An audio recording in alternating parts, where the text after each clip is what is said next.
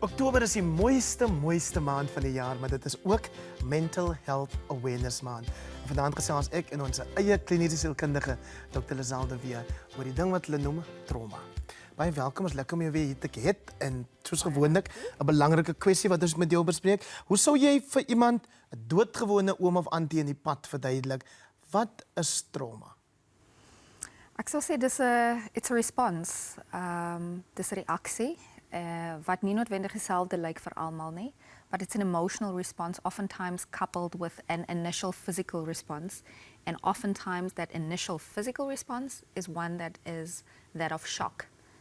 So skok aanvanklik, disbelief, and that eventually culminates into different emotional and physical responses, but vir verskillende mense lyk dit absoluut verskillend. So in die week wat verby is, het jy 'n motorongeluk ervaar. Iemand het jou vasgery met jou kind in die kar. Sou so 'n voorval dan aanleiding kon gee tot trauma? En absoluut, die aanvanklike skokreaksie, and then that culminates into different types of ways in which you integrate the experience. Jy weet, and some people would progress from being in shock and denial, questioning the validity, you get almost as though you're in disbelief. And at some point in time, you're having conversations with a man upstairs, and eventually acceptance sets in. But in a nutshell, trauma is 'n reaksie en often associated met skok aan die begin. En daar's nie soort van 'n algemene manier waarop dit manifesteer. Jy het nou voorbeelde genoem, maar as daar soort van ek bedoel 'n manier wil ek amper vra waarop 'n mens kan agterkom hier's ietsie lekker nie. You know, Hein, I think if the person manifests behavior that is different to how they usually are, again, even within the context of shock, that looks different for different people. Some people talk more when they are going through an experience like that. Others do exactly the opposite. They go into their shells and they don't talk. But I'd say the baseline reaction is to see whether there's a difference between how the person usually is and if they fundamentally change in such a way that it impacts on their functioning and everybody around them, loved ones, family can see that there's a change. You might be onto something there. Dit is nou vir die onmiddellike, soos iets het nou gebeur. Maar wat daarvan as dit 'n klompie jare terug in jou lewe gebeur het? Die ander dag het ek 'n jong dame ontmoet wat my vertel het 'n neef van haar het aan haar gevat toe sy het haar gemolesteer. Toe sy baie jonger was. Haar ma het toe gesê maar sy moenie in die kamer slaap nie, sy moet skuif. Haar broer was ook in die kamer. Nou vandag sê haar ma sy kan nie onthou daarvan nie en haar broer. En sy sê sy's naby selfmoordneigings omdat hulle glo aan nie. I mean, that's such a complicated thing because there's many dynamics involved in this particular one. There's denial and what you probably would call family complicity, which unfortunately is something that we see a lot happening in South African communities, that when family initially have to reconcile this reality, it's associated with shame and guilt, and therefore that sense of denial and silencing of it. Yes, and so that's a different type of response. But it could also be the family's own trauma shock response, that they respond by being completely shut off and dissociate from it through this denial. When it comes to the lady that you're mentioning, you know, in the context of PTSD, post-traumatic stress disorder, it can manifest shortly after the trauma incident, but it can also manifest years later. And that's where the individual reaction or trauma response comes in when I say that it's never the same or exactly a carbon copy experience for two individual people. It looks different. But while some people might manifest the trauma response within months, others might manifest those responses within years of the actual trauma. Ek weet nie of jy in jou rol as 'n kliniese sielkundige vir jou pasiënte sê jy moet nou daarmee deel nie. Of laat jy hulle uit jou spreekkamer uitstap en sê vir jouself hulle moet op hulle eie tyd daarmee deel. Ek sou sê dat hang af van the particular situation. Sometimes people have gone through a traumatic experience, but it has not necessarily traumatized them Can you see the difference? Yeah. Go through trauma doesn't necessarily mean that it had a trauma impact on them. And the reason for that is, Hein, because people have different ways of making meaning and making sense of things.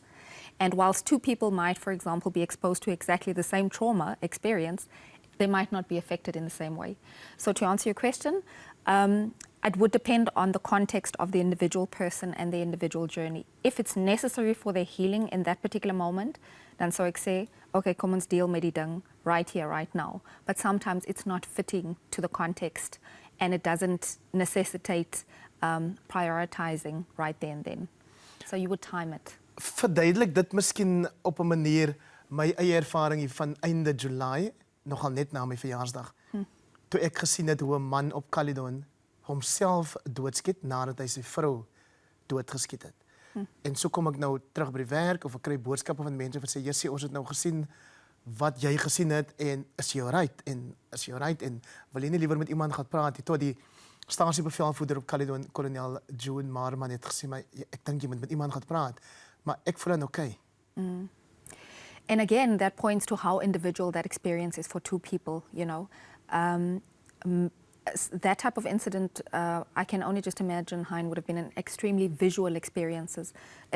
So when you are exposed to a trauma incident like that, all your senses go in hyperactivity mode. So you hear, you feel, your eyes see, sight, all of those things are integrated simultaneously in the same moment. But it does not necessarily mean that it would have necessarily caused a trauma setback or an emotional distress response for you. But at the same time, you know, that response might be delayed and it might unfold in different ways at a different point in time.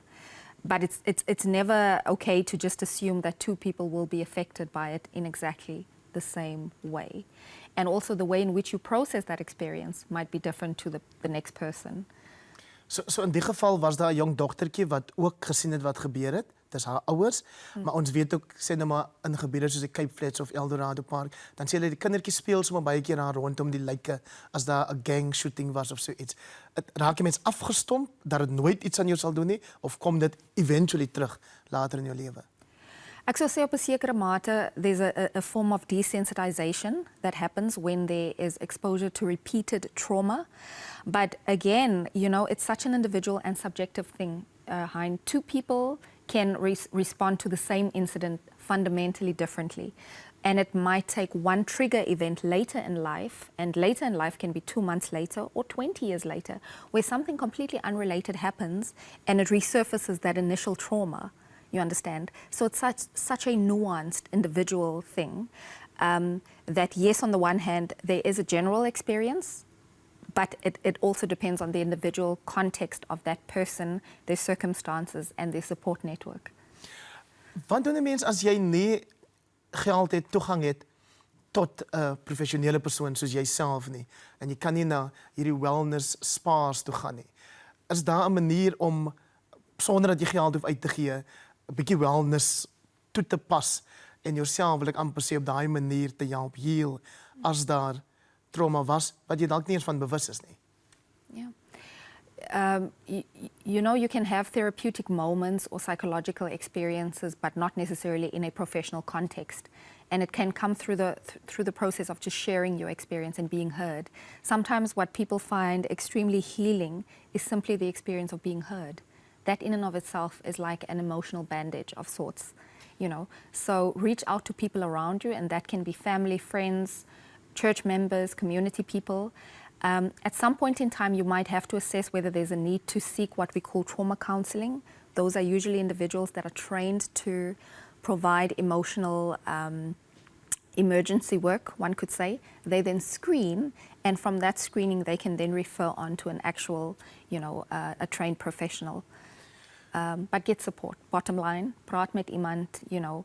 If there are shoulders that are willing to have you lean on them, make use of that support. Sjoe, 'n heavy topic, maar ek is bly dat jy altyd beskikbaar is om met ons en ons kykers te praat. Dankie. Dankie.